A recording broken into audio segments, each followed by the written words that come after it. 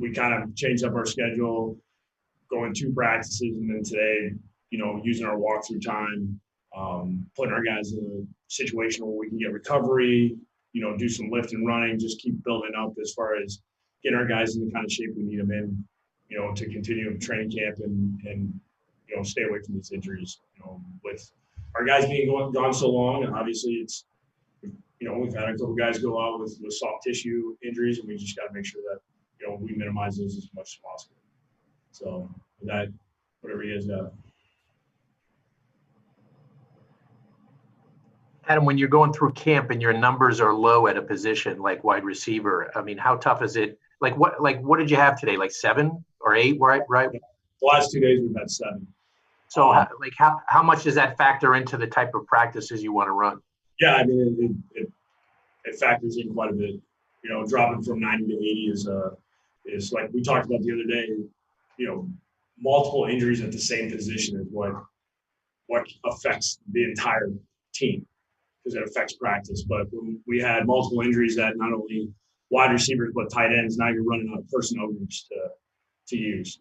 So, I thought our guys were probably lucky that we had to have the shortened type practice when we went pads, to where we only had, 90 minutes or whatever it was. So that played in our favor in that aspect, to where we were able to script it right and get all our guys the work they need, use the time allotted, and we got out of that practice without anybody going down. So the good thing is I do think we got guys returning here, hopefully in the next few days, especially next week. Hopefully we get a bunch of guys back, which really that's going to be the key, because after today we'll have 2 days of padded practices, and then we'll have a day off. So this will these next 2 days we're going to get, hopefully we get a couple guys back, and then we'll get more after that little day off. I think you said it there, Adam. Tomorrow you'll be back in pads, or do you plan on going a walkthrough again? No, we'll be back. We'll be practicing the next 2 days. Okay. Adam, when do you expect to get Hogan on the field? And during this period of time where he's being tested and stuff, are you able to work with him in meetings and still he's just not allowed to practice, or how does that work? He's still, I think he's getting his physical today, so then he gets his contract signed, and then we'll have that with him. So I hope it's soon. I'm trying to, hopefully we get him out there soon. I mean, it's hard to say, because, I don't know if any hiccups occur or anything like that when we, go through the physical aspect. Are there any updates on Denzel or on Burgess? No, it's like I said, it's been week to week with all these guys. It's kind of how they're improving. Nobody's giving me the, a green light saying, hey, you'll see him tomorrow or the next day. So I know they're going through the process that they need to get back on the field. It's one of those injuries. It's hard to rush when it's a guy that is, his whole job is to run. And, we just got to make sure that we get him healthy enough we can get him in the offense, get him practice against the defense, and see how far we can get him before the season starts.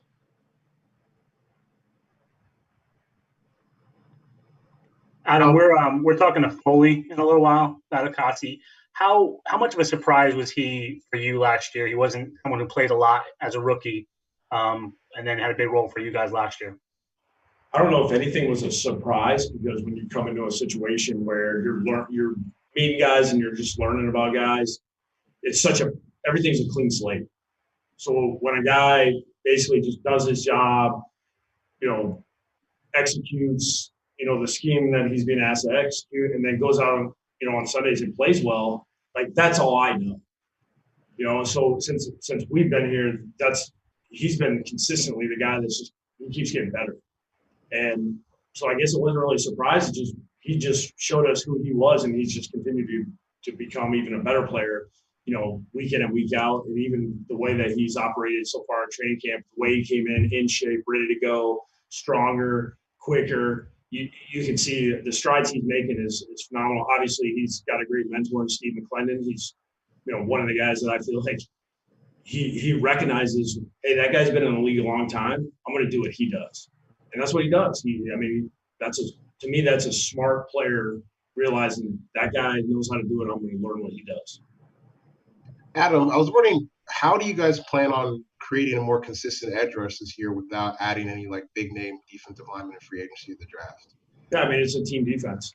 I mean, for us, it's, you look at a lot of teams that we played, you look at New England, everybody always says, who's their edge rushers? Well, they play 11 guys together. They find ways to pop guys free. They have guys that go speed to power. They collapse the pocket. They cause chaos in that area that way. I've been with guys that can bend the edge and cause all kinds of chaos that way too. So, I mean, I like what our guys do. I like our defensive system. I think our guys play unselfish football. They do what's best for the team. We never have to worry about our guys, running around the quarterback, creating a throwing lane and throwing the ball down the field because we're trying to get a sack. Our guys are more worried about making sure we win that down.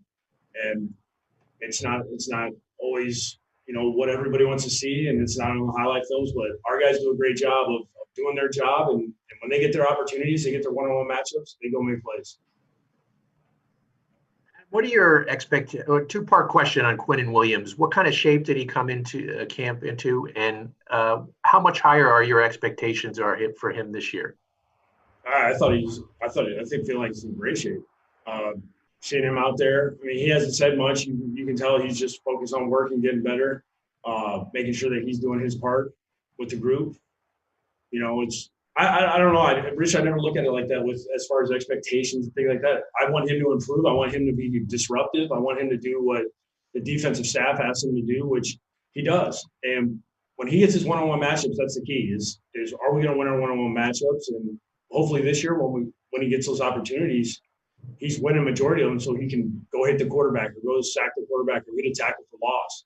It's one of those things where we'll see what happens when we actually hit the games. I know there's times in practice. I mean, the first play that we had in the first practice we had, I mean, he won pretty quick and was in the backfield. Like, those are the type of things we want to see.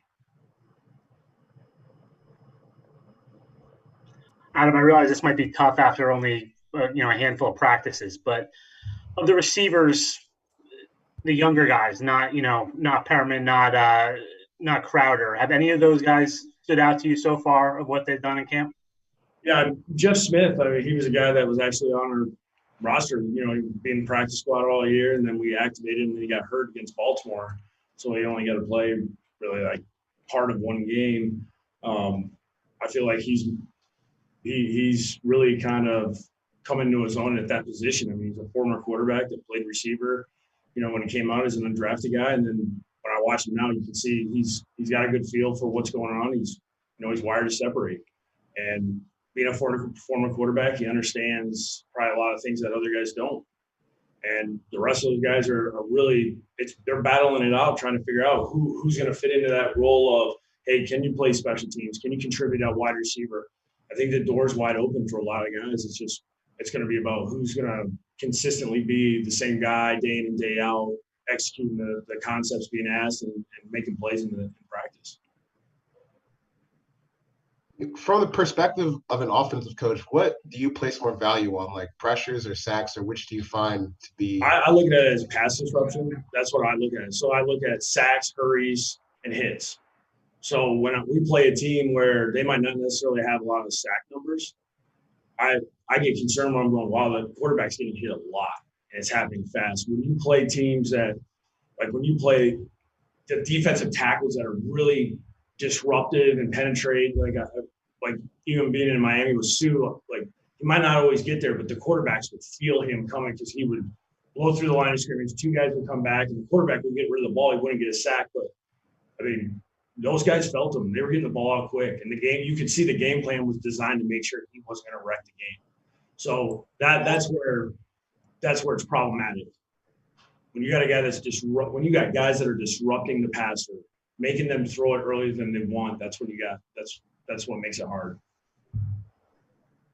Adam, have you decided what you guys are going to do to maybe simulate a real game since there's no preseason? Will you scrimmage against each other? I mean, I know you do your team drills, but no, we will. We're gonna do some stuff. Really, the date I had in mind originally for like our first type of I don't know if it's really a scrimmage, but we're trying to simulate a game style environmental situations and things like that.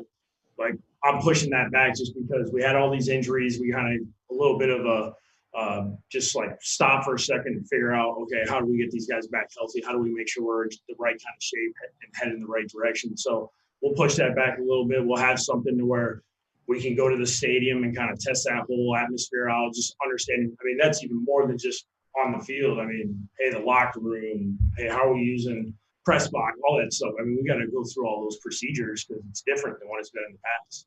So we will get to a point where we're going to do that stuff, and hopefully it's sooner than later. I mean, we have, a date in pencil, but, who knows if that changes. Adam, just We'll take a few more for Coach. as this is such a different season or a different training camp thing, how do you go about like creating those pressure situations? You mentioned the scrimmage, but do you have to get creative in terms of being able to get a handle on what these guys can do under pressure? I just watching the way our guys in practice, it's almost we're always going to try to create it. I don't think you really have to try too hard when you got Greg designing the defense on the other side. That's creating enough pressure for our guys offensively. I know that. And then I think just with the guys that we have, we got a lot of veteran players that are coming from different teams that have been in winning programs. Like these guys practice the right way. I mean, when I watch these guys, when we're out there, it's good competition. It's physical. You can tell these guys are really going at it and working the right way. To me, the biggest thing is we got to create the situations for them to where when we hit game day, we're not having, hey, how should we have handled this? We don't want to be answering those questions after the game. We want to make sure that we hit all this stuff before we get to that first game. Adam, with Vincent Smith, who talked about how, at the wide receiver group, but he was also a guy on special teams returning kicks. Is that, the fact that he's out 5 day weeks, I mean, that's two areas of the team that he kind of affects, right? Yeah, it's not ideal. I mean, it's not something that you're really hoping to happen or you want to happen. I mean, but it was one of those situations I can't really pinpoint where he actually got hurt in practice. It was just kind of you saw him slowing down and then he didn't feel right. And next thing you know, he's having surgery.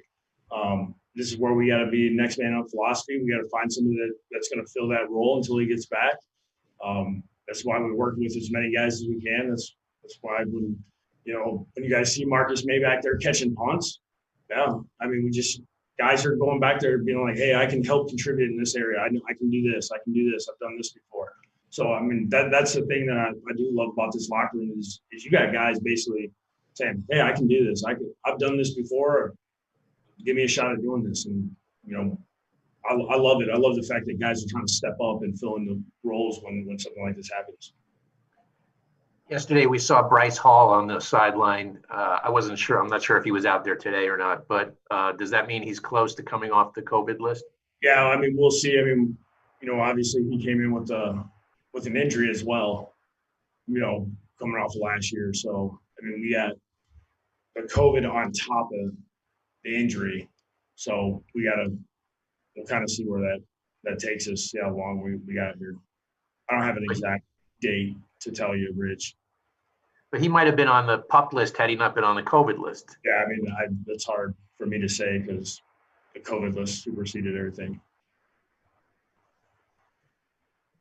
We'll take two more for Coach. That it? Okay. All Thanks, right, Ed. Coach. Thank you. Thank you. Well,